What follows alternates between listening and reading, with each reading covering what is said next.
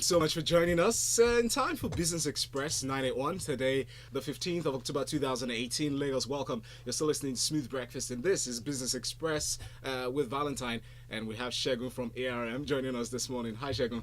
Yeah, I'm good. Good morning, Lagos. Good morning. Good to have you in today. All right, so Segun, let's start with the stock market activity for Friday and the whole of last week. How's it? Okay, so market kind of came in positive last week.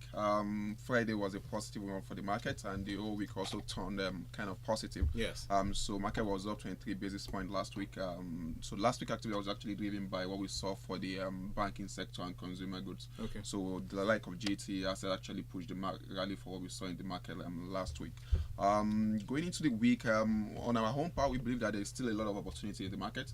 While some of the stocks might actually look depressed now, we believe it actually creates opportunity for you to enter some of them. Like GT, we have a TP of 35 naira on GT, and we still look at it. It's still looking pretty good for us. And TP being target price, pardon me. okay. Target price of 49 naira on GT, so that kind of actually looks good for us. Also on assets, we have 12 naira target price. On Diamond, we have Diamond is a neutral for us for now. While for FBN, we have 12 naira target price on FBN. Okay. So across the industrial goods sector, especially Dangote cement, it still looks good, and we have a buy on those stocks. So we still kind of feel good that there's still a lot of opportunity in the market for you to pick some stocks. They might look like the market is not really looking good, but if you look at the fundamentals, most of these stocks really look good, and they're trading at their year low. So it's actually a good time to enter them. Fantastic, Segun. Lagos, be reminded that you can join us through different fora. First, you can go on YouTube, very important, so you can see us in the studio and leave a comment in the comment section. So it's youtube.com/smooth981 FM Lagos, and you find us here on WhatsApp. Please send your messages through WhatsApp. Send it to 0809 444 0981. That's 0809 444 0981. And you can do that, and as well tweet at us. Use that hashtag BusinessExpress981. Talking about stock picks, Segun, let's take a look at that. And now stock picks is what you talked about, the target prices, really, the markets and all of that. All right, so first of all, we have this story in the Vice President of the Nigerian Agribusiness Group, Mr. Emmanuel Ijewewe. He said the federal government will have to halt the FAAC, that's the allocation council committee, rather, the FAAC allocations to states if Nigeria's agri sector is to be developed. Shagun, what are your thoughts on this statement? I think that's pretty harsh. But he was making sense, wasn't he? Yeah, to an extent. It's taught actually how to drive the agri sector. But all seeing FAAC allocation is actually not going to do that, because you need money to create other businesses. But what should be done is actually the government at the top needs to encourage the state to actually do something to look inward. We can see what is happening in Lagos State. We can see what is happening in other states. Looking like a state like Osun State that has about the lowest IGR, that is having like the third largest debt in Nigeria. So you see a lot of inefficiency within this state because the FAAC allocation is actually making them sit back and do nothing. Well, I think the first started from the government when they created states are actually not viable. But to do these things really need to be done. So the government needs to come to that level. The federal government needs to look into those states, look at what they can develop. What are these guys actually good at? What do they have the capacity to produce? What is the land fertile to produce? In terms of IGR and all that factor. Yeah. I'm talking about agriculture now. Yes. So look at what these states can actually produce and actually work with them to improve those things, improve with them on how to actually to produce those things. But if you're just telling them to do it, and you're not coming down to see what they can actually have the capacity to produce, I don't think it's going to work. But shouldn't the state governments, governors really, or governments, because it's an all-inclusive responsibility, shouldn't they be focused on using part of the allocations that they receive from the federal government often to just put a chunk into encouraging farmers to develop, include tech in their agri produce to make sure they have higher yields, and just invest in that, because it has very strong potential to raise revenue. Yeah, if you look at agri to be sincere, and you look at improving incorporating tech into it, is not driven by the government. It actually needs to be driven by the private sector. So what the government needs to do is actually to create the environment for those guys to come in, not the government really investing in those things. If you create the environment, you make sure that these guys have a way to store their produce when they produce. You make sure that there's a market for them to sell. sector to sell these products, I think they will be willing to come in. But you first need to create that encouraging environment for private sector to come in. Yeah. But government can't go ahead and be the one driving the agricultural sector. All alone. It just needs to push policies that will actually bring in private sectors. I like that he gave Kebbi State as a clear example, and I find very interesting the adage that he quipped. He said, if you give too much money to children, they may not go far in life. Just referring to other state governments. Anyway, let's move on very quickly from that. Remember, Lagos, you can send your messages through WhatsApp 0809 444 0981. While still on the subject of agriculture, Aruoture tweeted some pictures yesterday while he was at the market buying rice, and all the brands of rice he took pictures of were imported Thai rice. Yeah. One of them, Royal Stallion, Mama Gold, Cap Rice, just to name a few.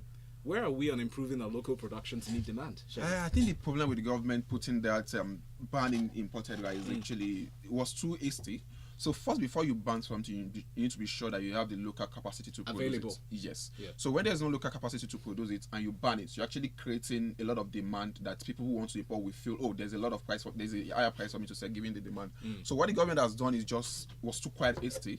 So we first need to improve the local production within the economy. Yes. Then you now see what the demand they can meet before you put that ban. So first, what we saw for the cement sector before the ban came on completely, there was still a bit of internal imports. Yes. So they saw that production was actually getting to a level before that ban came into play, and they make sure that some of the guys that actually importing were able to build their own plants like what Dangote did in Nigeria before that ban came into play. So you being a still and putting that ban will not actually work. Well, in the meantime, until people can find good rice, fine rice grains that I actually eat, I don't think people will want to focus on eating Nigerian rice. But I think it's something we should encourage, but government needs to do more to actually push that push that production and make them better than for what we can eat. There was a bit of research that was carried out. There was reference made on Wuse and Utako markets where a reporter visited no fewer than 8 stores for the local rice. He realized that it had low presence at the market. There was higher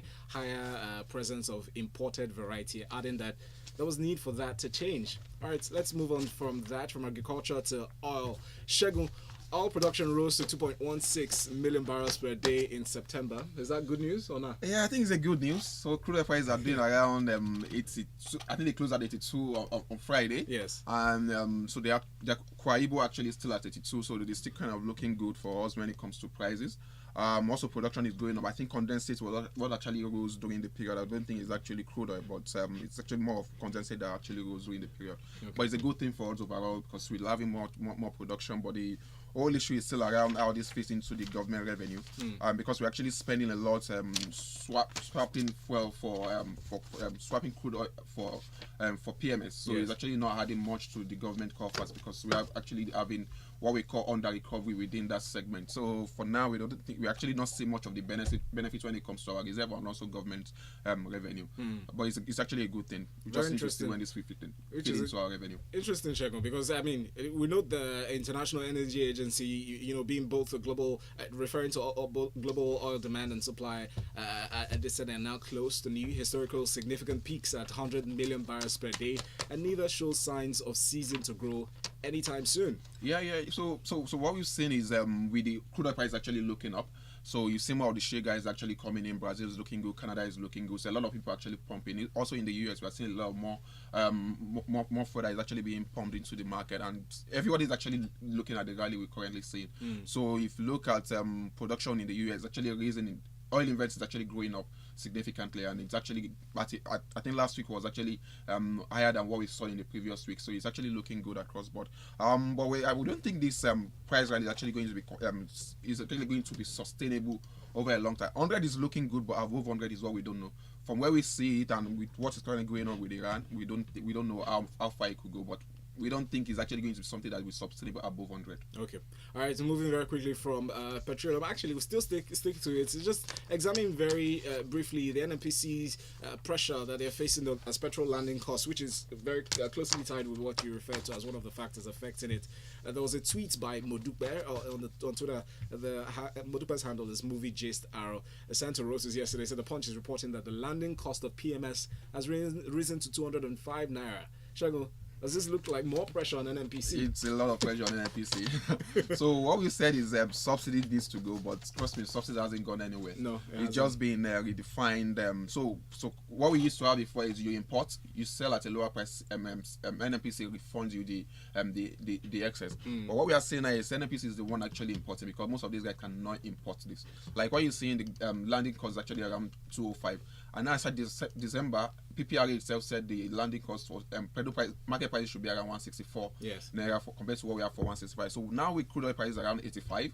Also, you are seeing FX doing around 360. The NIFEX actually converge with the NAFEX. So it's actually expected that crude oil prices, PMS prices should be doing around 205 or 210 if you put it on the PPRA template. But this is a lot of pressure on the NNPC, because they will have to. Because what we know that they are selling, they're currently selling to these guys around 139, 140. So these guys are going to the market to sell it for 145 to make their own margin. So we actually think it's a lot of pressure on NNPC, and they will continue to report the laws that they've been reporting for centuries now. Thank you so very much. Thank you, Segun. Let's take some of the messages on WhatsApp. Trevor Noah's Lapel Pin said, Nigeria's external reserve now at $43 billion as at 10th October 2018. Segun and Val, how far with dollar reserves? It keeps dropping. Will this CBN defense on Naira continue forever? So we've been seeing a lot of guys leaving the market, a lot of foreign guys. So offshore funds are flowing out, and CBN needs to provide for those guys to actually leave. It cannot keep them in. So that's what we've been saying for the reserve. Thank you. And Lawson says Nigerians are just spoiled. What's wrong with Nigerian rice? That's the question. Lagos, thank you so very much for spending time with us on Business Express. And that's Business Express 981 here on Smooth 98.1. Check out the recap. If you missed any part of the show, go to YouTube as youtube.com/smooth981 FM Lagos. Coming up next, Segun, thank you very much. Segun is from ARM. And coming up next, Lagos, we'll enjoy some really great tunes. And then after that, remember, 7:30, time for us to flesh out the details in the newspaper stories. It's called Freshly Pressed 981. Good morning.